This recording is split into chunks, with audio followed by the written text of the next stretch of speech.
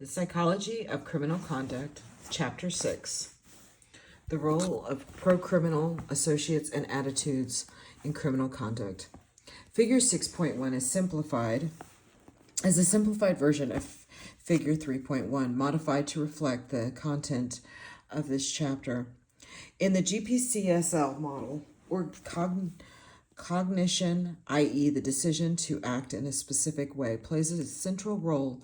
Ultimately, the cause of behavior resides in the cognitions of the individual. People make a choice, and they are responsible for their choices. Sometimes we may not fully be aware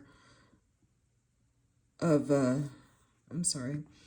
our decisions to act because of the automatic nature of some behaviors or impulsive emotional reactions, or the disruptive of thinking processes due to alcohol or other drugs. However, even in these situations, we can trace back in the chain of behavioral events to a point where an active choice was made that accounts for the present behavior.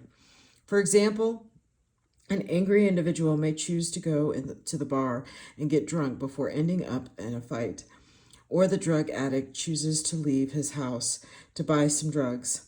Self-agency is a powerful construct. The decision to act is influenced by a number of personal social factors. In the immediate situation, the presence of a police officer, a weapon, a car, conduct. Criminal history reflects a history of rewards for criminal behavior. And the longer and more varied the history, the more automatic the behavior.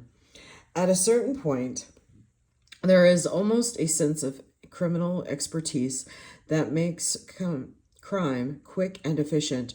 A criminal history is also an indicator of a history of decision-making supportive of crime.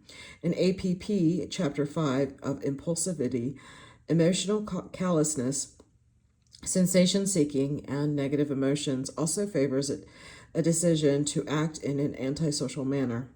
Finally, we have pro-criminal associates and attitudes contributing to our list of the major determinants of criminal behavior and also the foci of this chapter. A decision of pro-criminal associates continues from the development perspective in Chapter 4. We examine how specifically associates may facilitate criminal acts before turning to pro-criminal attitudes. As Sutherland pointed out in 1939, many pro-criminal attitudes are learned and maintained in association with criminal others and exert a direct control over the decision to engage in antisocial conduct. Together, pro-criminal associates and attitudes are commanding determinants and targets of change for criminal behavior. Pro-criminal associates. When parents lose control, the path to delinquent associates. Adolescence is a period of profound biological, cognitive, and emotional maturation, and a period when youths begin to define themselves as separate and independent from their parents. One potential path toward autonomy, suggested by Granick and Patterson 2006, is to engage in delinquent behavior. Delinquent behaviors represent more adult-like behaviors, at least in the mind of the youth. Challenge the authority of the parents and attract the attention of peers. Gluck and Gluck, 1950, noted more than 70 years ago that adult-like behaviors, example, smoking, drinking, early sexual activity, differentiated delinquents from non-delinquents. However, there is more to delinquent behavior than a need for autonomy. As seen in the previous chapters, temperamental and personality factors play a role. For example, a desire for excitement and thrills among some youths can be fulfilled by engaging in behaviors frowned upon by many adults. And impulsiveness leads to the instant gratification afforded by some delinquent activities.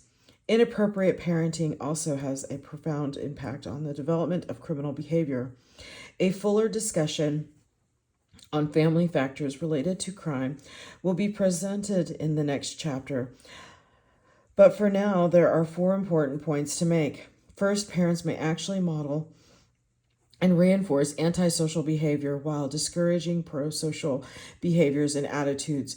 Newcomb and Loeb, 1999. Recall in Chapter 4 our decision of intergenerational crime and hereditary from Dugdale to the CSDD. We see that crime runs in families, and it is not entirely due to heredity, to illustrate the point of how parents can encourage, perhaps inadvertently, the wrong behaviors. The findings from the classic study by Gluck and Gluck are presented in Table 6.1. Notice that for the delinquents, the parents are more likely to be criminals themselves, fail to model prosocial behaviors, work and supervise and discipline inappropriately. The second point is that in families with poor relationships and inadequate monitoring and disciplining, aggressive and other antisocial behaviors become established very early. This severely limits the type of peer social network that the child develops. Lakehorst, Nagin, et al., 2006. Well-socialized children and their parents will not accept their friendship of antisocial children, and these children become socially excluded from their normative peers, putting them at risk to gravitate towards similarly deviant peers. Third, poor emotional attachments with the parents may leave the child emotionally underdeveloped and lacking in self-esteem. The relationship between self-esteem and antisocial behavior, however, is complex. Some example, Bushman, Baumeister, et al., 2009, have argued that it is people with high self-esteem, mainly narcissists, who are aggressive, while others think it is low self-esteem that is the culprit. Donnellan, Zerneski, Robbins, Moffat, and Caspi, 2005. Carrie Muir and Roshni Ladney, 2018, conducted a comprehensive meta-analysis on the relationship between self-esteem and criminal behavior. 42 studies met the selection criteria, and the overall effect size was R equals negative 0.10. Although the effect size was small, it was significant. The 95% confidence interval did not include 0. Finally, as the child becomes older and spends more time outside of the home, opportunities to develop delinquent friends increase if the caregiver does not know or does not care with whom the child associates. Then involvement in unsupervised routine activities with delinquents and even joining a youth gang becomes more likely. This differential association may be heightened among children with some of the risk markers for a life course persistent trajectory. Example, callous unemotional traits. Some scholars have remarked that parental monitoring may actually be a protective factor to crime. In a study of 10 to 12-year-olds, early starters from 673 African-American families, Simon and his colleagues found poor parental monitoring and discipline and parental hostility the best predictors of delinquent peer affiliation, R equals 0.12 and R equals 0.19 respectively.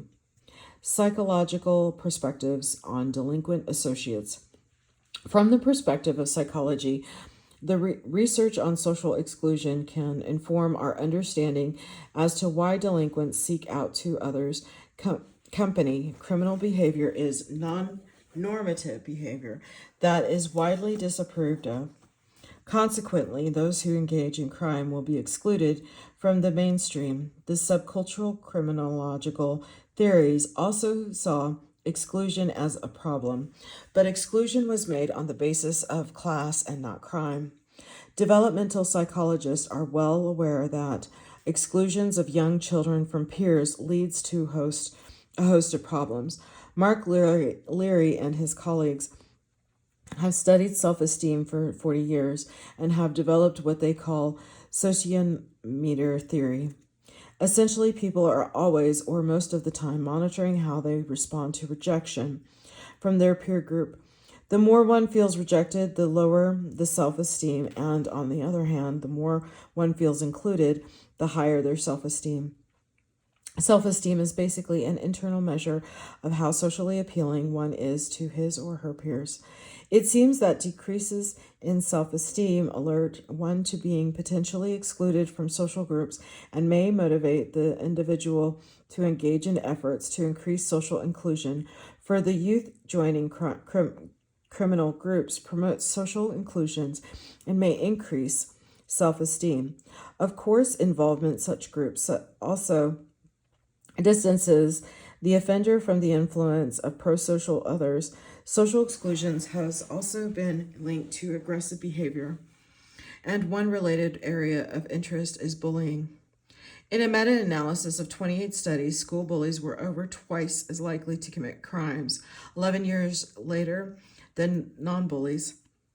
The risk factors for bullying are much the same as for delinquent and adult criminal behavior, including peer rejection, impulsiveness, attitudes supportive of bullying, inappropriate parental monitoring, and stressful life events. There are a couple of features to bullying that stand out.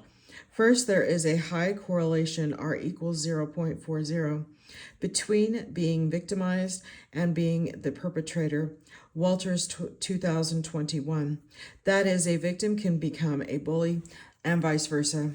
Going from a victim to becoming a bully appears to be mediated by hostility and delinquent peer attachments. Second, there appear to be significant differences between direct confrontational bullying and cyberbullying. Glenn Walters and Dorothy Espelage analyzed data from the Illinois study of bullying and sexual violence, a longitudinal study of over 2,000 high school students. Two hypotheses were tested. The stepping stone hypothesis of youth starting with cyberbullying because their identity is hidden, and then moving up to face-to-face bullying, and the displacement hypothesis of youth who were victimized in person and then turn to cyberbullying to fight back. The findings supported the displacement hypothesis. Also noteworthy is that the extent of involvement in cyberbullying may vary according to gender. For example, although bullying and cyberbullying overlap considerably, Baldry, Farrington, and Sorrentino found girls who limited their bullying to the schoolyard did not engage in cyberbullying to any significant extent, but the boys did. Delinquent associates training in criminal behavior. One of the consequences of associating with delinquents is the increased opportunity to learn a variety of criminal behaviors, particularly covert antisocial behaviors. Patterson and his colleagues speak of phase transitions in describing the development of chronic offending as progressing from the overt aggressive behavior evident at a young age to covert antisocial behaviors such as stealing and drug use in adolescence. Furthermore, delinquent peer groups contribute to this transition. Thus, the chronic delinquent becomes quite versatile, demonstrating both aggressive and non-aggressive antisocial behaviors. Although there is evidence that some forms of criminal behavior vary by gender and age, it appears that even the girls who follow a life course persistent trajectory show a versatility and level of aggressiveness similar to boys. Reviews of the literature consistently rank pro-criminal associates as one of the strongest correlates of criminal behavior. As expected, the influence of delinquent peers increases with age. In the meta-analysis by Lipsy and Derzon, the average effect size for pro-criminal associates was 0.12 for children aged 6 to 11 years old and 0.43 for children aged 12 to 14. The question that researchers have been grappling with is the interpretation of the relationship. Two hypotheses have been presented. The first, originally proposed by Gluck and Gluck, is that youth have already established pro-criminal behaviors and attitudes before joining delinquent social networks. Birds of a feather flock together hypothesis. Similarly, Gottfried and Hershey's self-control theory also hypothesized that low self-control individuals already predisposed to delinquency select others with low self-control, similar to the assortative mating discussed in Chapter 4. Thus, associating with other delinquents does not really increase the chances of criminal behavior. The youths would engage in crime regardless of with whom they associate. The second hypothesis is that the delinquent youths may be attracted to each other for the reasons noted above, but once they form association and friendship bonds, the interpersonal reinforcements for delinquent behavior would augment the risk for criminal behavior. That is, pro-criminal friends directly model and reward antisocial behavior and discourage pro-social behavior, thereby increasing the risk of criminal behavior. Furthermore, the stronger the friendship bond, the more likely the youth will follow the lead of delinquent friends.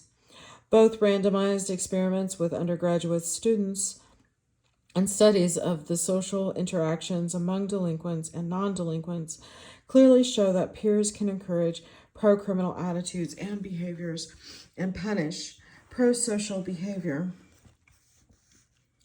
The GPCSL perspective would suggest that there is truth to both hypothesis and APP characterized by poor self-control, callousness, hostile emotions, and egocentrism predisposes one to criminal behavior regardless of pro-criminal peer networks. However, such a personality pattern increases the likelihood of joining deviant peer groups. An APP would make it difficult to form relationships with well-controlled, emotionally stable individuals and to achieve success in school and work. Spending less time in school frees up time to spend with pro-criminal associates in aimless and deviant activity. A recent meta-analysis provides empirical support to both hypotheses. Gwyn Gallup, John McLevy, and Sarah Brown, 2019, reviewed 24 studies investigating selection, birds of a feather, and peer influence, social learning.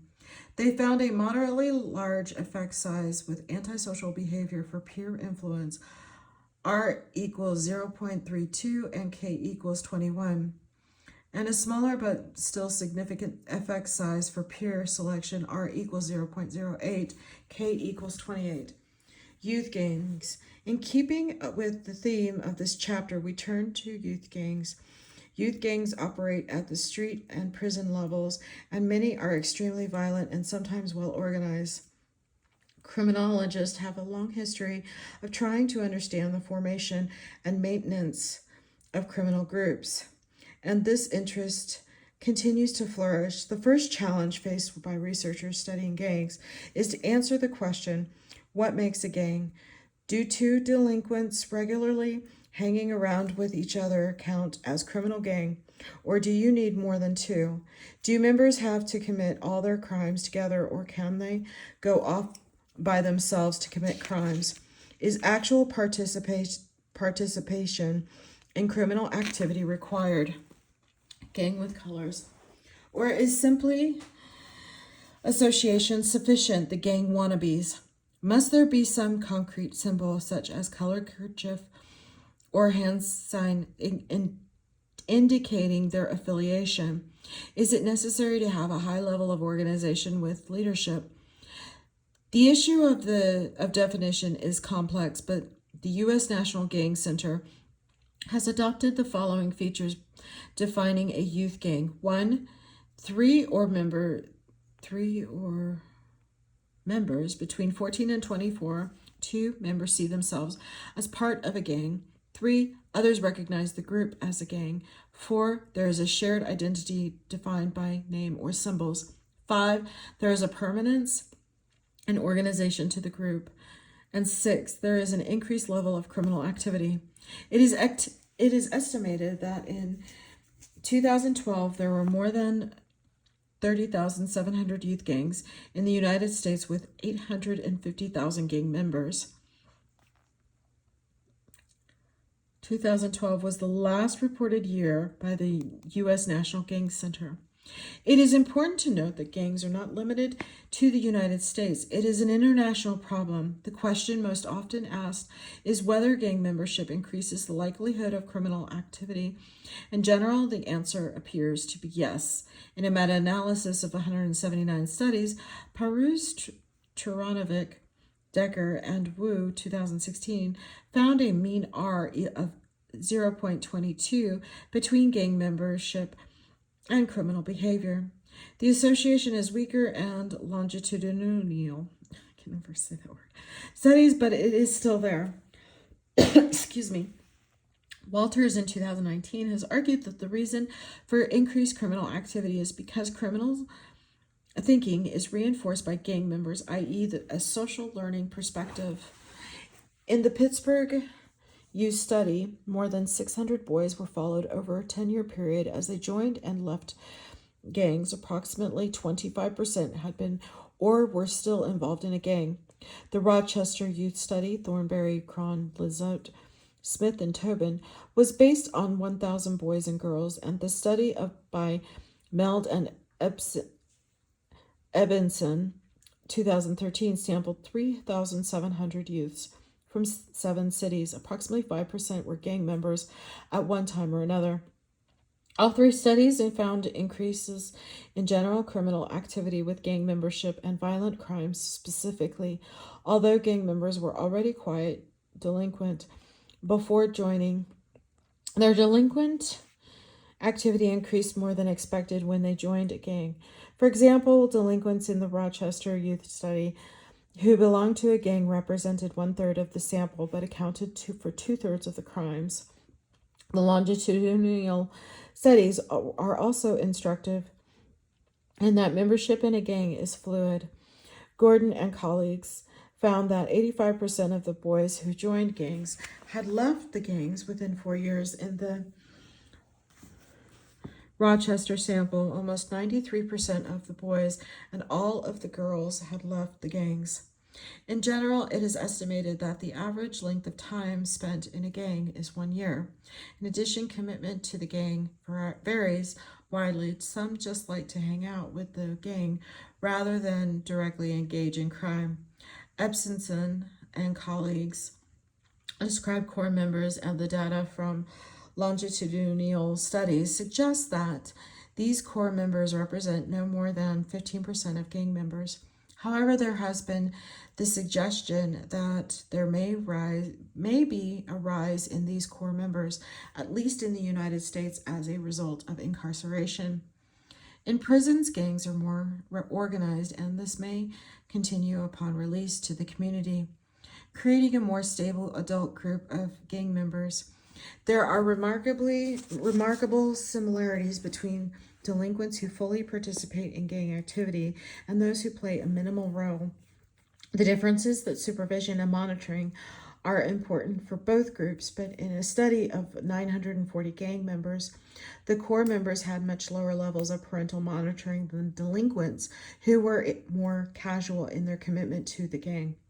On the whole, the risk factors for gang membership are similar to the risk factors of life course persistent delinquency.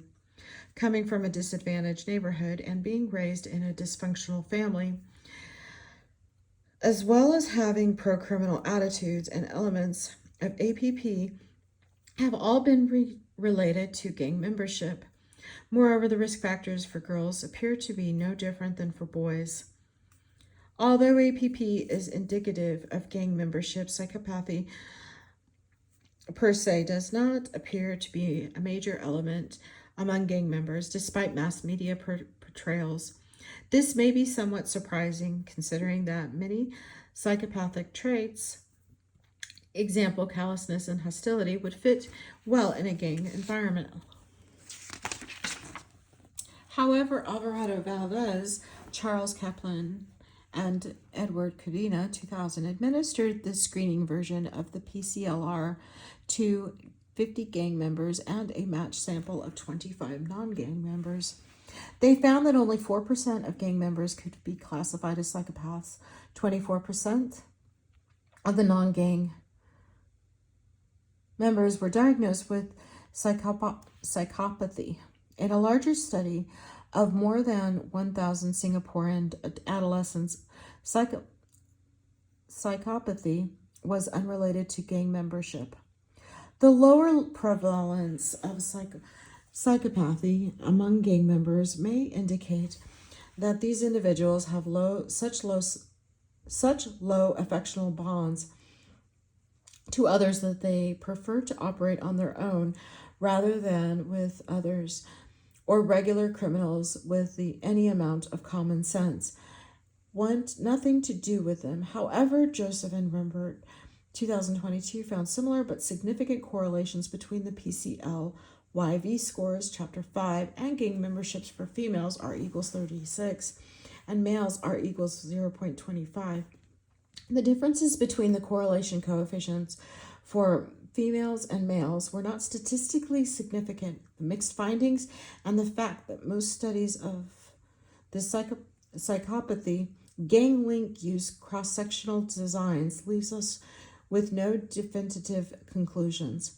Intervention efforts have focused on get tough appropriate approaches, such as an increased police patrols and aggressive prosecution, which have not demonstrated much success. Decker 2007. Two widely used interventions are to prevent youth from joining gangs in the first place and help youth leave gangs. With respect to the former, a best-known program is gang-resistant education and training. GREAT, GREAT. GREAT is a school-based prevention program that is used throughout the United States and internationally. As Benson 2004, uniformed police officers speak to 7th grade students about the negative aspects of gang membership and drugs and teach conflict resolution techniques. The goal is to give youth the skills to resist peer pressure and the temptation to join a gang. In a large-scale evaluation of the program, Ebenson and Osgood compared 2,629 students who completed the program to the 3,207 students who did not complete it. GREAT completers reported lower rates of drug use, fewer delinquent friends, and more negative attitudes towards gangs. The researchers concluded that GREAT produced modest short-term benefits, but the results were based on self-reports, and the participants were too young to allow researchers to conduct a follow-up about actual entry into gangs. The caution was a well-deserved, as a 2-year follow-up of the children found no effect. The disappointing results led something all too infrequent in the offender treatment literature, a revised program. Usually programs that fail to demonstrate effectiveness are abandoned wholesale or continue in the line of correctional quackery. The revised GREAT program became more structured, taught self-management skills, and focused more on the risk factors for gang involvement. Qualities associated with effective offender rehabilitation programs. The revised program involved a process evaluation to ensure that the program was delivered as intended. Espenson, Masduda, Taylor, and Peterson, 2011. More importantly, the evaluation employed a randomized experimental evaluation. Nearly 4,000 students were randomly assigned to GREAT or to school as usual and followed up 4 years later. The findings were much more positive than the original GREAT evaluation. The GREAT students had lower odds of joining a gang and more negative attitudes to gang membership at 1 year. And at 4 years, a meta-analysis of 6 gang prevention programs with outcome data by Jennifer Wong and her colleagues found an average effect size of 0.06 converted from the log odds ratio reported in the review. Although this is a very small but significant effect size, it was mainly accounted for by the large evaluation of GREAT. When this evaluation was removed from the analysis, the findings from the prevention programs were non-significant. Thus, we cannot draw any firm conclusions on gang prevention programs other than the great models holds promise.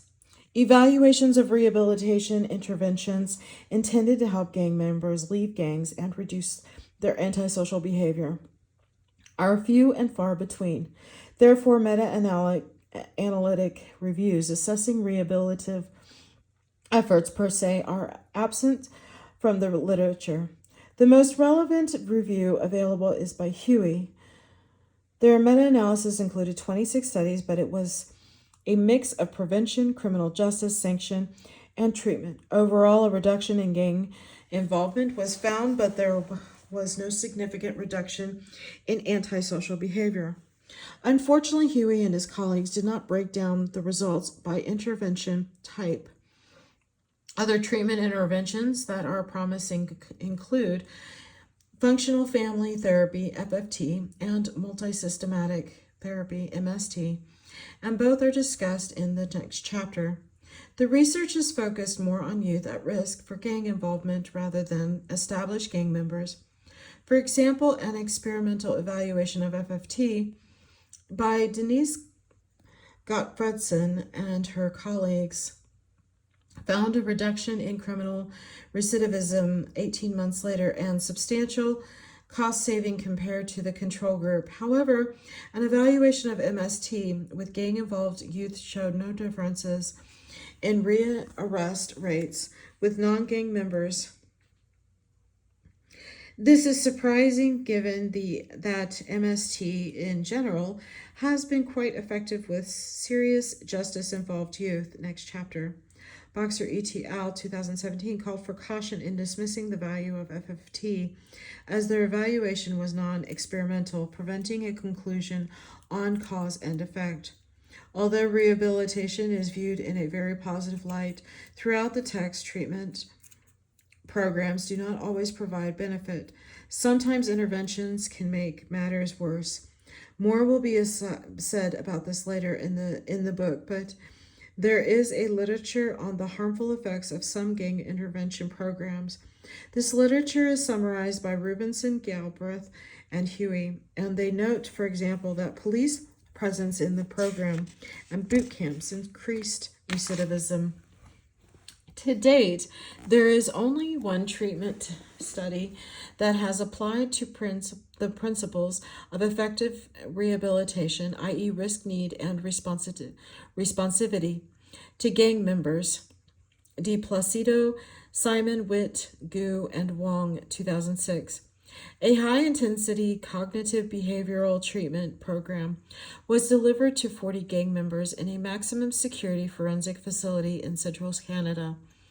Most of the gang members came from Aboriginal gangs, 61%, and the remainder came from various other gangs. Example, Hells Angels, Bloods, Crips, upon follow-up average of 13.7 months post-release. 20% of the treated gang members recidivated violently compared to 35% for the untreated gang members. Summary, one consequence of being in a family in which there are poor emotional bonds, monitoring and disciplining practices is that the child is free to associate with other delinquent children.